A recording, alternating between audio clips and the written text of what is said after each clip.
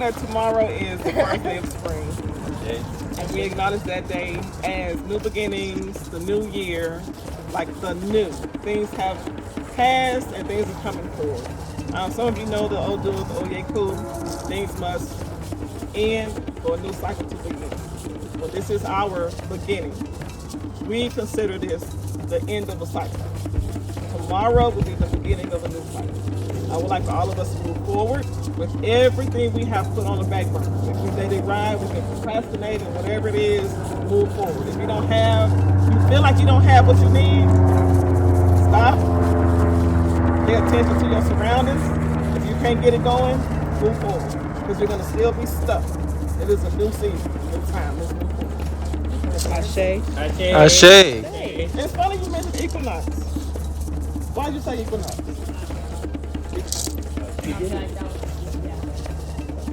Okay. With somebody else. Equinox means equal night. Apparently, there's an imaginary line somewhere. Y'all know about the equinox. There's an imaginary line, and that imaginary line right now supposedly is splitting day and night equal. Like 12 hours day, 12 hours night. Take that time to realize things are split down the middle. You can go either way. You can stay one way or move forward. Ashe. Yes. It is a beautiful time to make changes and to plant new seeds. You know, it's springtime. We gotta, it's time to cut through the forest, start laying down some new dirt, putting some new seeds in. So I just want to piggyback and just say yes. I agree. I say it's time to put some new seeds in, manifest those goals that you need to manifest by the end of the next cycle. Ashe. Yes. It's time to plant, then we're going to get to watering them seeds.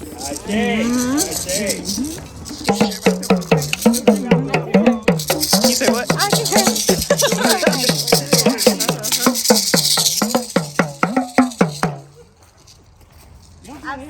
It's so lovely.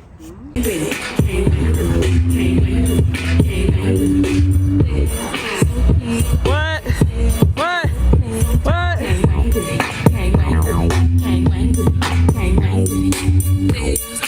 Hey. Hey.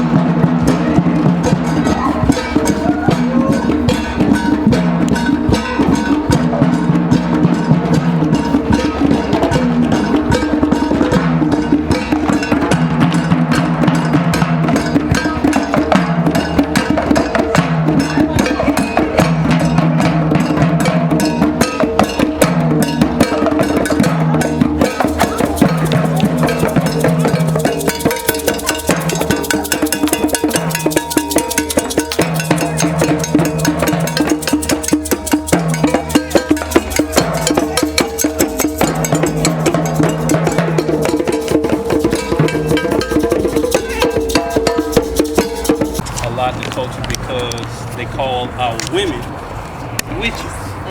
Okay, and that's understandable, but I don't think everybody really have a good knowledge about what a witch really is or what witchcraft really is. So we're gonna talk about it from 3 aspects. I mean, if anybody have anything they want to add to it at the finish, cool. Okay, number 1. The first thing you hear when you're born and you grow up with a mother, right? A witch. You grow up with a witch. You got your own personal witch. Yes. Okay? And the reason why she's called a witch is because when you come out of the womb, you already come here with a mind. I know y'all think y'all don't come here with a mind, but you come here with a mind. You come here with a mind. And that mind has all sorts of preconceived ideas, concepts of how you think you want your life to be and how your life should be and all of this, all that. And you think your plan is gonna be good, you know, gonna work for you until you meet that first witch.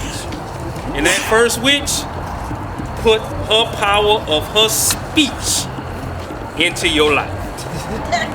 Ashe. And when that power hits you, you might have came here saying, I can be a rocket scientist. But depending on what kind of witch you were born with, you might be a janitor.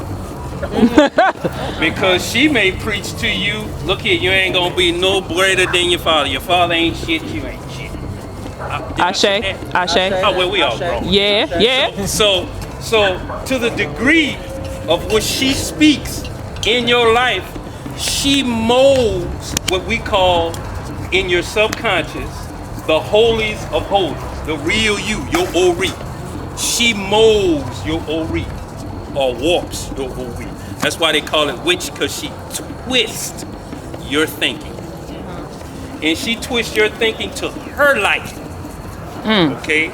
And so to the degree of what you accept what she has said, because most of us, we don't know any better, because the ideas that we had, she drove them out with her power, her ashe of her words. Y'all hear me? Ashe. Ashe. Now there are some warlocks too, with your men. And if your daddy, bless his heart, he might not been yet. So he spoke what he thought was best over your life, even if it's positive or if it's negative.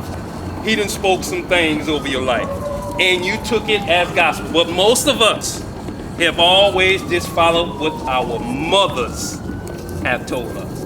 Do y'all know in the culture there's a thing called the great mothers? Yes. And the great mothers are all witches. Yes. And the head of the clan is Oshun, the queen. She's queen witch. Okay? So when you get your information from your mama, you get your information from your daddy, you get your information from your granny, you get your information from your sister, you get all these different people in your life speaking into your life. They are twisting your thinking. Just like I'm doing right now. I'm gonna let that marinate for a minute. I knew where you was going with it. To the degree of what y'all taking from me, you assume I know what I'm talking about. Right? Or it confirms with information you already have been twisted into thinking is correct, if you deem what I'm saying right. I'm gonna let that marinate. Do you understand? Yes. No one in your life, whether me, your mama, your daddy, should be responsible for your thinking. Period. And if you give them that ashe to exercise in your life, then you're gonna think your words ain't shit. Wow. Understand? You're gonna think your thinking ain't shit. Real talk.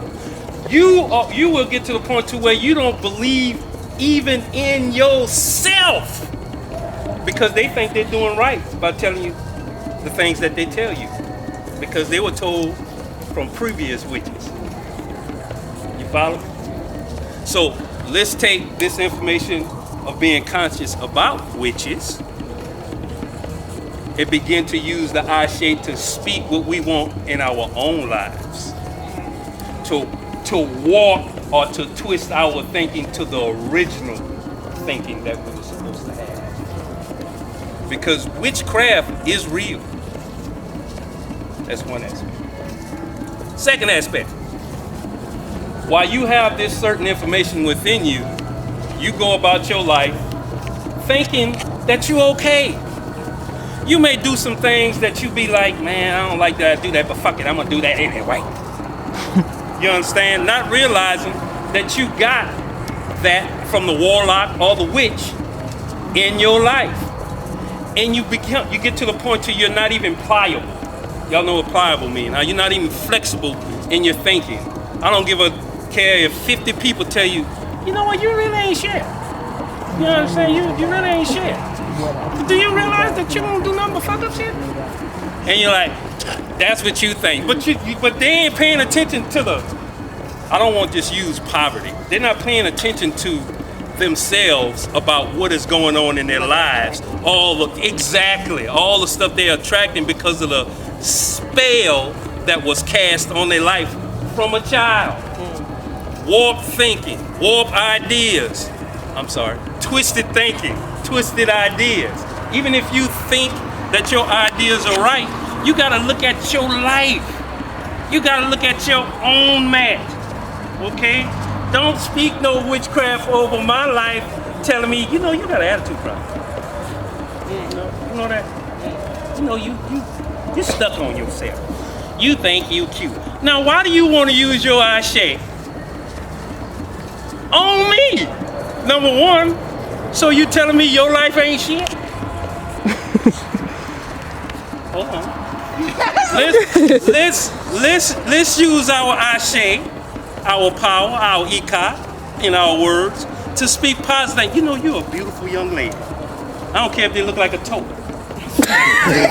You don't need to be speaking that they look like a toad. You know what I'm saying? Speak what you know would bring glory and edify to their life. You follow me? So the reason why I brought the internal thing up is because everybody has their idea of what they are right about. And it's like we ignore the point that, damn, you might be right. I might need some deodorant. You know what I'm saying? It's like we don't take that into account. But life would be so much better and so much greater if you keep your eyes on your own mat. Just pay attention to your life. Don't worry about, what? That's a fine little filly right there. I won't get her in my life. I'm going to see the witch doctor.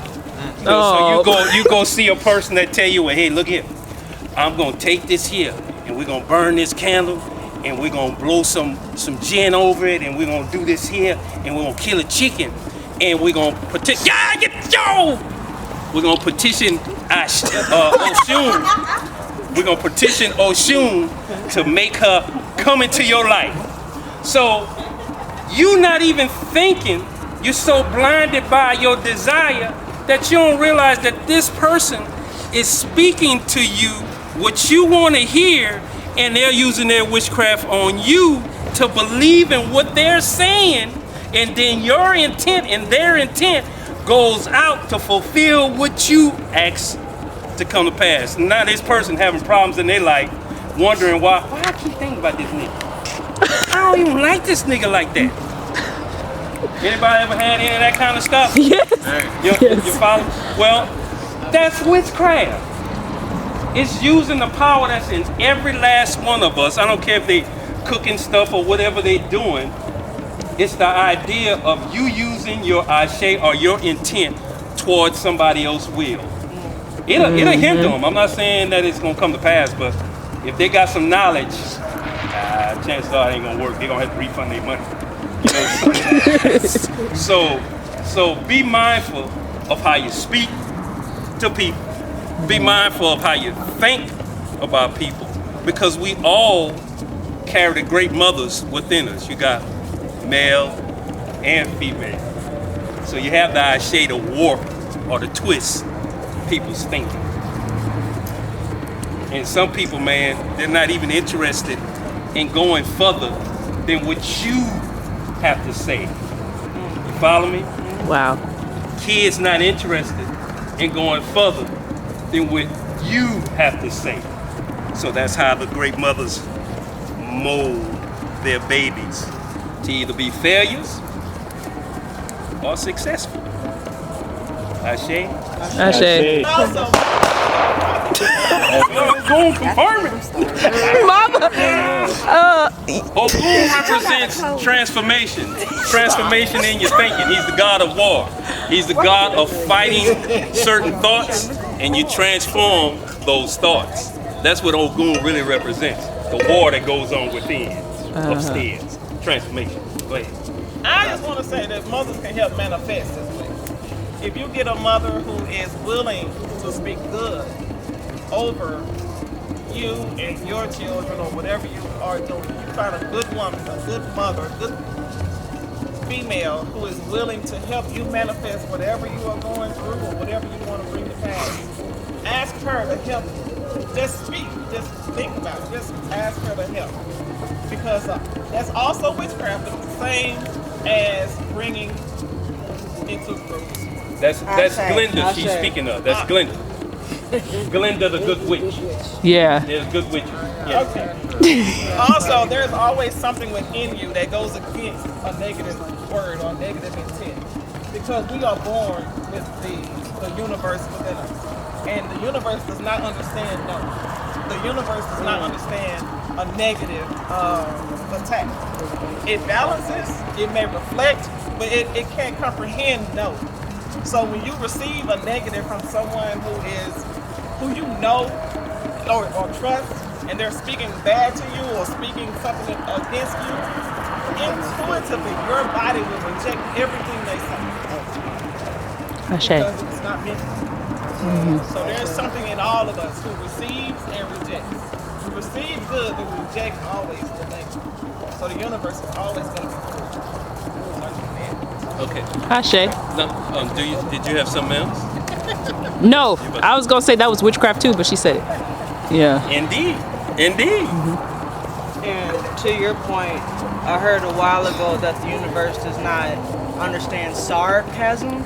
So if you're like, oh, I'm so stupid, the universe is like, I'm so stupid. That part. I'm so stupid. Or, oh, I'm so ugly. I'm so ugly. Right. It Yeah. doesn't understand the joke. So when you speak about yourself, speak powerful. Because Yeah. when you say stuff like, oh, I'm so broke. I'm so broke. And everything will Yeah. Yeah. The universe will show you. Will prove to you in your own words. You broke. Oh, okay then. Let's see. Get up to that gas station. Man, hey, That you just hit a soft spot. that is a perfect example of self-sabotage. That's I was going there. That was the next thing. Oh, okay. I'm just glad to see. I'm glad to see that the great mothers are amongst us. Speaking the truth. You understand? Ashe. So a lot of us self-hex ourselves all the time, especially when it comes down to you, as you were saying, when it comes down to you, the universe. Damn, I'm so stupid. You about to get it. You about to get it. I promise you. So it is. We have allowed. Now I'm about to take you somewhere. Okay. There's an Orisha called Ogun. Okay. It doesn't mean something that's flying around. It's energy. Okay. It's principles and concepts. Ogun stands for technology. Okay. We all here have a cell phone. Okay. In this culture, there's something that's called the warriors, getting your warriors. And those warriors would be Shango, Ogun, Ochosi, and Oshun. Am I right about it? That's you. I say.